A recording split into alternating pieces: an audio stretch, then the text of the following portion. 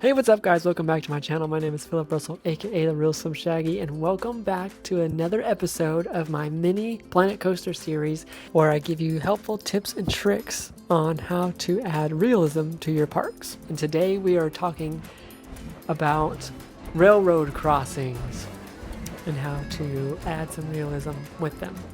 So, let's get started.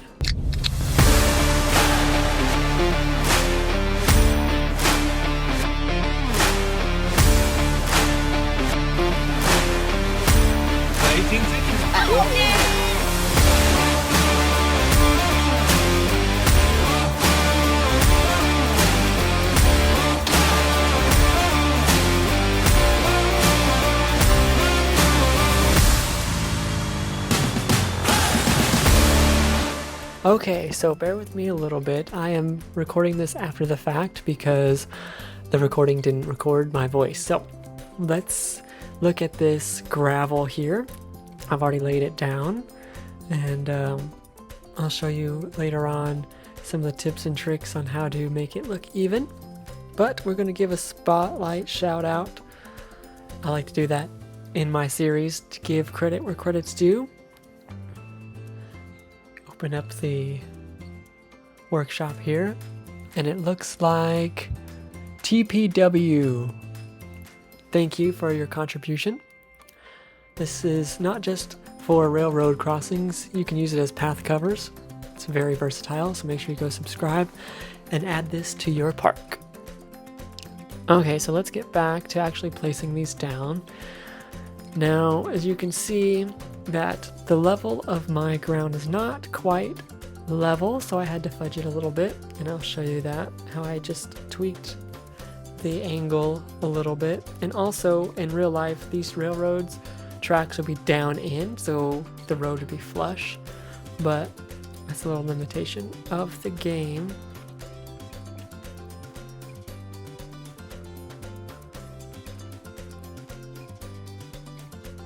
So we select it here, open up the advanced move tool. See, normally it'd be like that, but the game doesn't allow it to sit down in. And honestly, you can lift it up like this, but then you'll have to make like a little ramp area, and if you want to go all out and do that, by all means, but I'm just going to keep it pretty simple.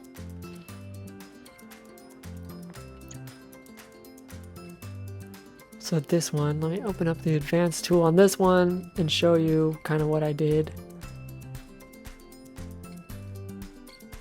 Oh, no, that's the track.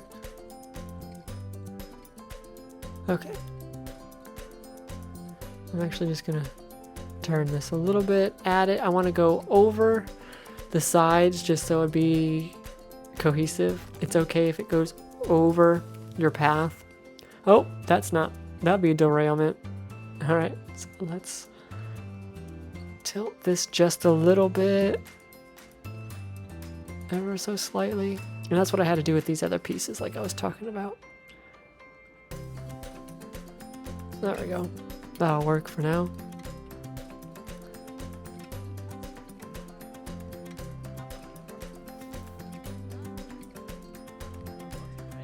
And looks like I already did it for that end. Now I'm going to go over here and grab some of these things that I've already created. I just used the rectangle 4 meter large, or rectangle 4. I'm just going to duplicate this, drag it over here, save a little bit of time going through menus. I'm going to align it up to here, angle snap, get where I want it. Make sure it's kind of, aligned with the crossing, and then just put it down just above where it disappears. So it looks like a painted line, not an actual object. Place that down. Slide it over. Place it down. Okay. And now we're just going to add these two together. Copy it. Whoop! I hate when that happens. Then you gotta reselect everything. It's kind of annoying. Okay, let's slide this over. Oh. And it should be pretty much aligned. Oh, it's a little bit too big for this side. That's no problem, just kind of get it where I want it. Place it down. Oh. And then we can just shorten this one a little bit. There we go. Alright, and there's your lines. You want to give some room in between. I'm going to move these bins out of the way. They're a little close to where everybody's going to be like standing. I'm going to do that real quick off camera. Okay, so I've gotten those bins relocated, and now let's go over here and get this sign. Just duplicate that. Bring it over here. Align it up. Again, we're using these letters as like painted on the street.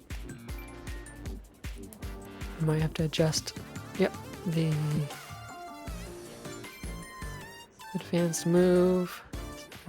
There we go. It's close enough. Put it just before it fades under. And let's give a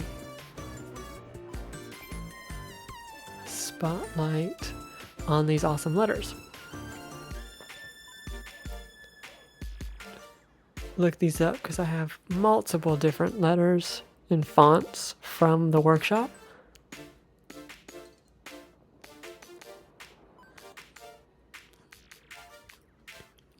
And I believe it's the white. There we go. Here they are. Let's go to the workshop.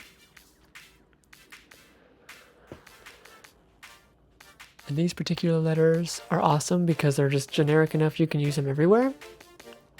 It looks like by Sir Maverick 34.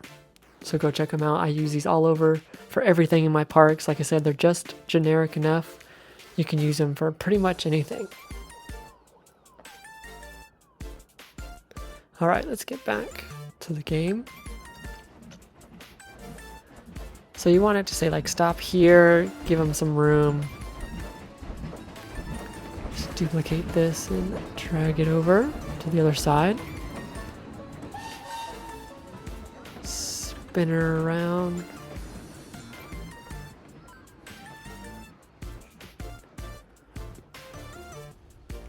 I don't know if I want to align it with the line. Let's see, it looks okay. Let me just see what it looks like. Straighten it up. Yeah, no, I don't. No, I don't like it. I want to put it back. Yeah, let's align it back up with the line there. It's kind of a wonky crossing because it's like a path that's not straight. I just did one over where I stole all these other assets from that was straight, and so it's a lot easier. This one's a little bit more unique. Yeah, I think I like it. Looks pretty good, and obviously I got to do some more fencing on the left side there. But honestly, let's give some more shout outs here real quick since I haven't really talked about these assets that I use. We're going to first look up the railroad crossing light signal. Alright, so let me type in railroad. Ah, there it is. Oh, nope, actually that is the bigger one, the non-TMTK one. It's a good option if you don't want to use TMTK to bog down your system. Here's another one, but I would only use this back in the background. I wouldn't use that in my park. So let me go into the toolkit items here. Let's see. Tray. train. Okay, it's under train. You have to be very specific with some of these. Let's see who made this awesome thing.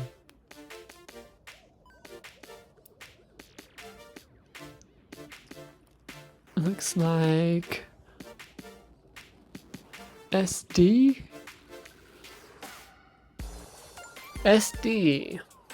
made this awesome railroad signal crossing. So go check that out. I think it's a must-have. It's very well detailed. It's triggerable. Must-have if you're going to have railroads in your park. And let's just do one more. This one's actually like I think it's a road crossing. I've used this multiple places in my park. I use it for parking garages, parking lots. I've used it for backstage areas, and it's also triggerable.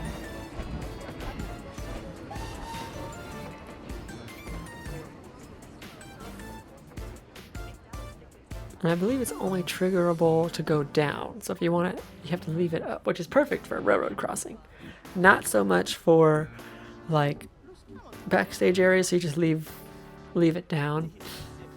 All right, so let's do one more spotlight here. It is the boom barrier. Also in Planet Coaster 2, I hope they make something like this, similar to the regular barriers that block the actual guests from going places. I hope they make one that's like this, that can go up and down and be turned on and off, so the guests can actually stop at a railroad crossing instead of just walking through and letting the train smash right into them and they walk right through it. It's very unrealistic. So, Sebism? Hopefully, I just butchered that probably, but thank you for your contribution. I use it in my parks a lot. And yeah, that's pretty much it for this episode. I'm still going to have to do some fencing along here, maybe some natural fencing.